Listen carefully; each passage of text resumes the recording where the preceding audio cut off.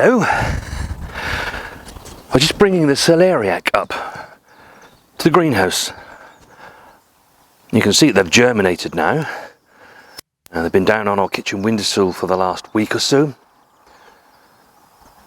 It's time to bring them up to that greenhouse, and hopefully yours are in exactly the same stage. If they're not, don't worry. No need to panic. Celeriac can actually take some time to germinate. It can take up to 3 weeks to germinate. It's a really slow grower. Now, in today's programme, we should be giving you our top tips for vegetable gardening in April.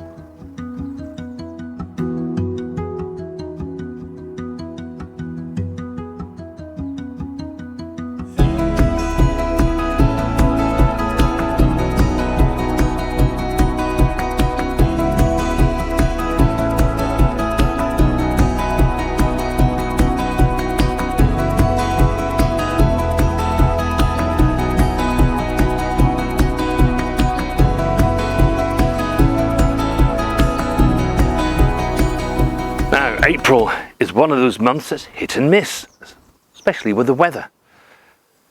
We've had really heavy showers on the 1st of April. Today is the 2nd, it's a Sunday. We have bright sunshine. However, sometimes it's really warm, sometimes it feels a bit cool. Hence why the hoodie is still on. If I take it off, the sun goes in and it feels a bit cool.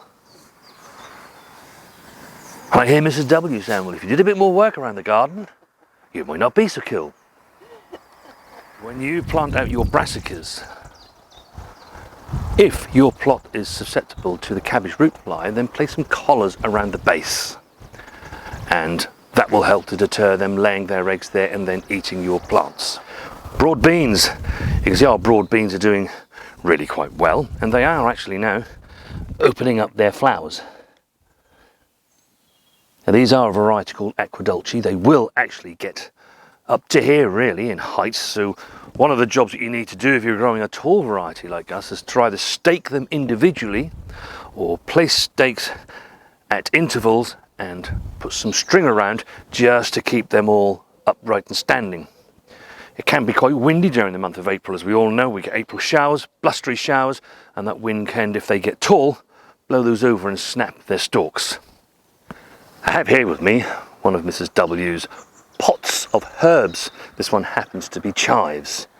April is a really good month to be doing a job with these. So this is an established pot, and these hardy herbs, they can be divided into two, making another plant, and then you can repot them up into another pot or put them into your borders. They'll grow happily in a flower border. Or, if like us you also have a dedicated herb border, you can replant them into there. It also works really well with things like lemon balm and mint. But if you are doing it with mint, I would always advise keeping it in a pot, because it is a very, very invasive herb. April's also a good month to be sowing companion flowering plants for your allotment or vegetable garden. Now, we have sown ours a little earlier, as you can see, because it can be sown any time from the beginning of March. And as we have heated mats, that helps them germinate, and then we bring them up here to the greenhouse so they can grow on and get used to the slightly cooler conditions. But it's a really good idea, and something that Mrs. W introduced me to a couple of seasons back, to introduce some flowers actually into our vegetable garden. And we have seen really great results from that. Our vegetables grow better, and we feel happier because we get to see lots of lovely wildlife enter our garden. So this year we have marigolds and tagetes, and if you just look on the second shelf, there is Mrs. W's mystery seeds, which turned out to be the lupins. But bees do love the lupins, don't they? They do. Now, do protect emerging seedlings from slugs. In our No Dig garden, we try to keep the areas around the plots as tidy as possible, the grass short and the edges clipped. And of course, with our compost layer over the top, the slugs are not so happy at sliding over that rough surface.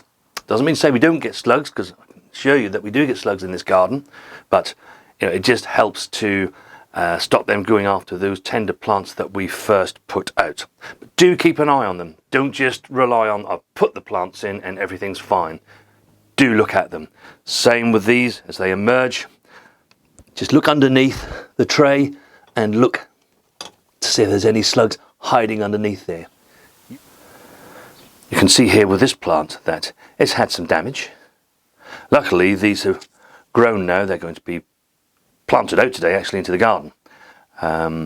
But had that been a smaller plant, that may have done enough damage to have actually killed that plant. During April, do so fast growers like radishes. They will be up out of the ground and you'll be eating them long before you need this space to put something else in.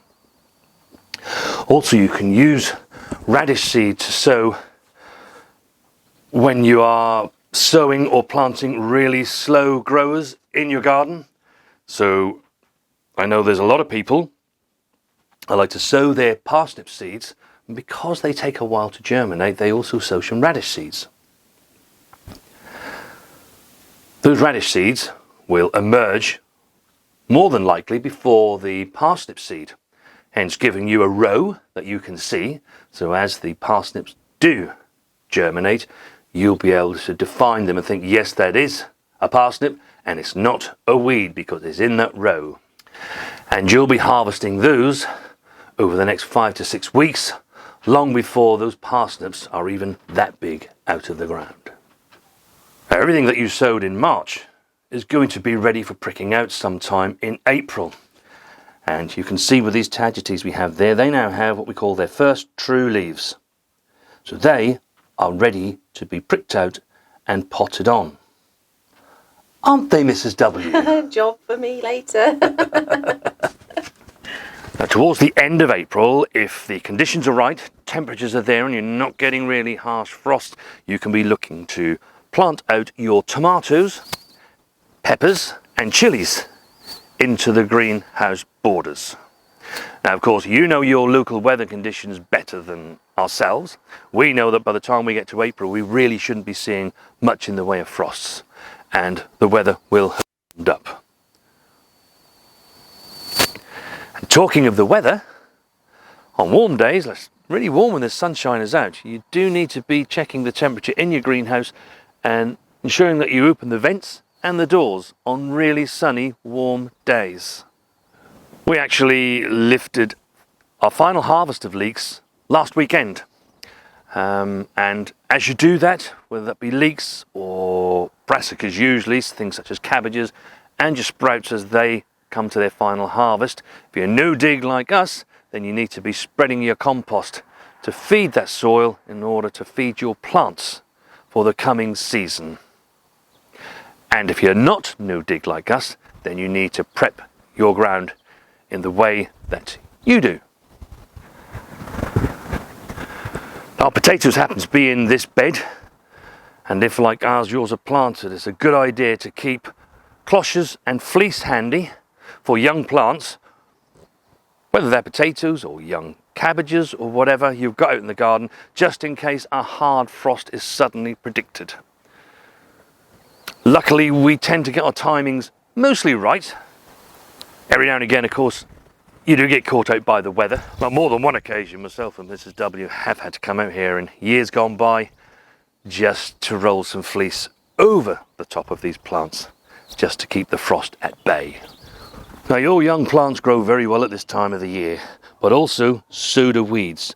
So it's important that you get between your rows and either hand weed or just pull out any that you see. Now, this time of the year, you want to be checking any of your gutters on your greenhouse and shed and just ensure that they're clear, so that that really valuable April rain that falls can find its way down to your water butts nice and easily. I don't know if you can hear all of that bird song. My microphone's picking it up. But do continue to keep the birds fed until their outside larder is fully laden once again. Now, there are our top tips for the vegetable gardening month of April. And as usual, I've gone back through the comments from last year and picked out some of the ones that you told us about. But if you still have other things that you're doing, do let everybody else know in the comments down below. It's not just me, I know everybody else reads them, and we all pick up the tips that you all have that maybe we haven't thought of, probably because we don't need to do them. And we shall see you next time.